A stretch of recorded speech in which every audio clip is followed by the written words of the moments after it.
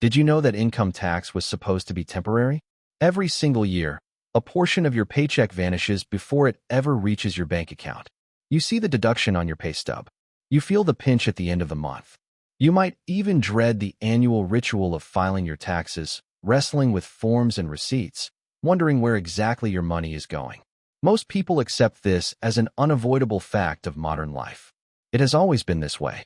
It will always be this way. But what if I told you that the income tax was never supposed to exist in the first place?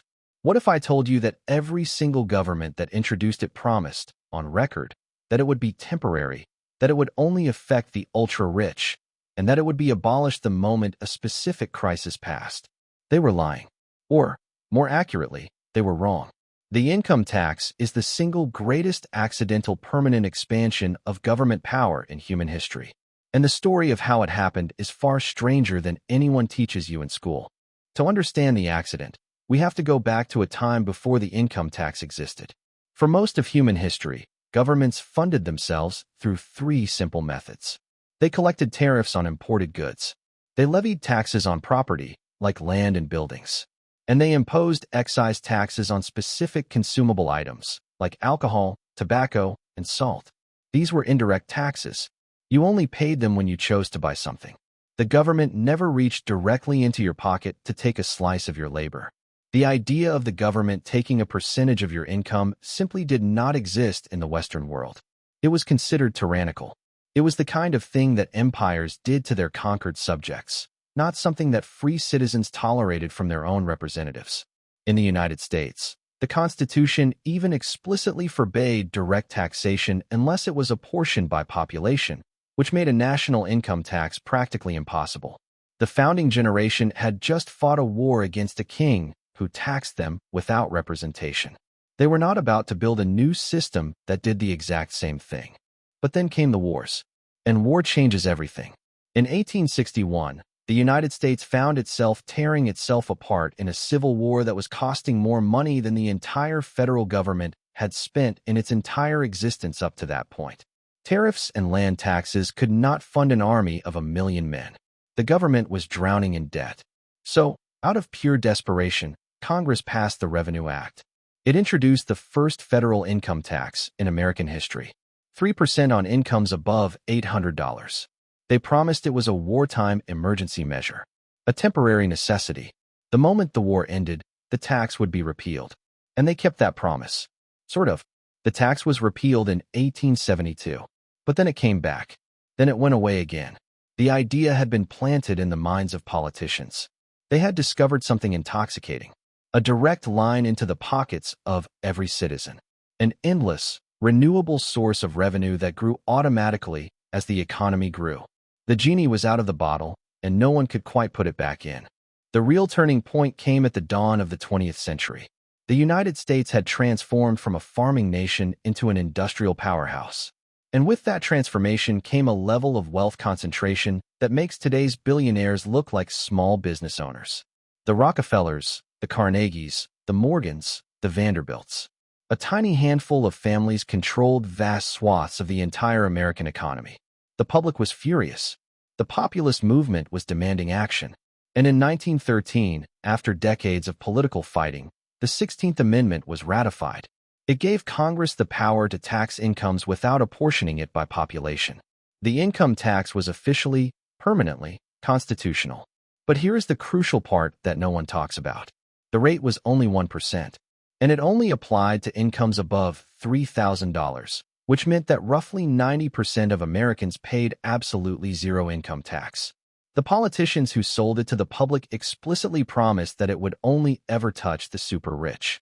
Senator Norris Brown, one of its architects, assured the Senate that the income tax would never reach the working class. Senator John Sharp Williams declared that no one earning less than $50,000, a massive fortune at the time, would ever see an income tax bill. They sold it as a tool of justice, a way to make the robber barons pay their fair share. How did that promise hold up? It lasted exactly 1 year. In 1913, the top rate was 7%. By 1916, as World War I raged in Europe, it jumped to 15%. By 1917, when the United States entered the war, it hit 67%. By 1918, the top marginal rate was 77%. In less than a decade, a tax that was promised exclusively to the ultra-rich had become a massive revenue engine that reached deep into the middle class. And when the war ended, did they roll it back? Did they return to the 1% rate they had promised? Of course not. The rate stayed high throughout the 1920s. Then came the Great Depression, and the New Deal, and then World War II. Each crisis was used as a justification to expand the tax base and raise the rates. By 1944, the top marginal rate reached 94%. But more importantly, the definition of who had to pay had completely shifted. Before the war, only a tiny elite paid income tax. By the end of the war, the vast majority of American workers were filing income tax returns for the first time. The temporary wartime measure had become a permanent mass taxation system. The politicians had pulled the oldest trick in the book. They had used a crisis to seize power, and then simply refused to give it back when the crisis passed. The same story played out across the Atlantic. In Britain, income tax was introduced by William Pitt the Younger in 1799 to fund the Napoleonic Wars.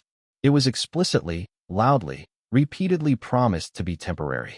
Pitt himself stood before Parliament and swore that the tax would be abolished the moment peace was achieved. And peace did come. In 1815, after the Battle of Waterloo. And what did Parliament do? They repealed the income tax. The public celebrated. The tax was dead, but only for a few decades. By the mid-19th century, it crept back. Then came the Crimean War, then the Boer War, then the First World War. Each time, the tax was raised with promises of temporary necessity.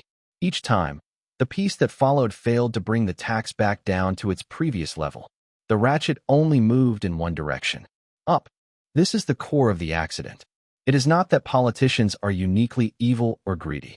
It is that once a government discovers a mechanism for extracting wealth directly from its citizens, there is no structural incentive to ever give that mechanism up. Every government faces the same fundamental problem. They always want to spend more money than they take in. They want to fund wars, build infrastructure, provide social programs, and appease voters. And the income tax is the perfect solution to that problem. It is invisible.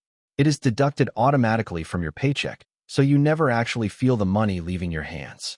It scales automatically with inflation, so the government does not even have to pass new laws to get more money. And most importantly, it is politically defensible. Anyone who argues against the income tax can be painted as wanting to let the rich off the hook. It is the perfect political trap. But there is a darker layer to this accident. The income tax did not just change how governments fund themselves. It fundamentally changed the relationship between the citizen and the state. Before the income tax, the government was essentially a landlord. It owned certain things, like borders and courts, and it charged you fees for using them. You could opt out by not importing goods, not buying taxed items, not owning property. After the income tax, the government became a silent partner in every single transaction you engage in. It owns a percentage of your time, your labor, and your ideas. You are not a customer of the state anymore. You are a revenue source. The philosopher Thomas Riss has written extensively about how this shift transformed the very concept of citizenship. When the state depends on your income for its survival, it has a vested interest in controlling how you earn that income, where you live, and what you do with your time. The income tax turned every citizen into an involuntary employee of the state. And here is the most insidious part of the accident. The tax code itself has become a tool of control. The original income tax was a few pages long. It was simple. You made money. You paid a percentage. Today, the United States tax code is over 75,000 pages long. It is so complex that no human being can possibly understand it without professional help. Americans spend over 6 billion hours a year and billions of dollars just complying with the tax code. This complexity is not an accident. It is a feature. Every special interest group, every corporation, every industry lobby has fought to insert their own deductions, credits, and loopholes into the code. The result is a system that rewards those who can afford armies of accountants and lawyers, while punishing those who cannot. The complexity itself becomes a hidden tax on the poor and the middle class. The simple, temporary, progressive tax that was promised in 1913 has mutated into a labyrinthine system that actively punishes simplicity and rewards manipulation. So what do we do with this knowledge? You cannot opt out. You cannot refuse to pay. The consequences of tax evasion are severe and unforgiving. But you can stop believing the myth that the system was designed this way on purpose. You can stop internalizing the guilt of resenting a system that was never meant to be permanent. You can recognize that every time a politician promises a new temporary tax for a new emergency, they are repeating a script that is over a century old. The income tax was never the fair, temporary, progressive tool it was sold as. It was a crisis measure that became a permanent fixture of state power. It was an accident of history that locked in place the moment the first generation forgot what life was like before it existed. The next time you look at your pay stub and see that deduction, remember the truth. The income tax was supposed to be temporary. It was supposed to only affect the rich, and it was supposed to disappear the moment the crisis passed. None of those promises were kept, and that is the accidental origin of the income tax.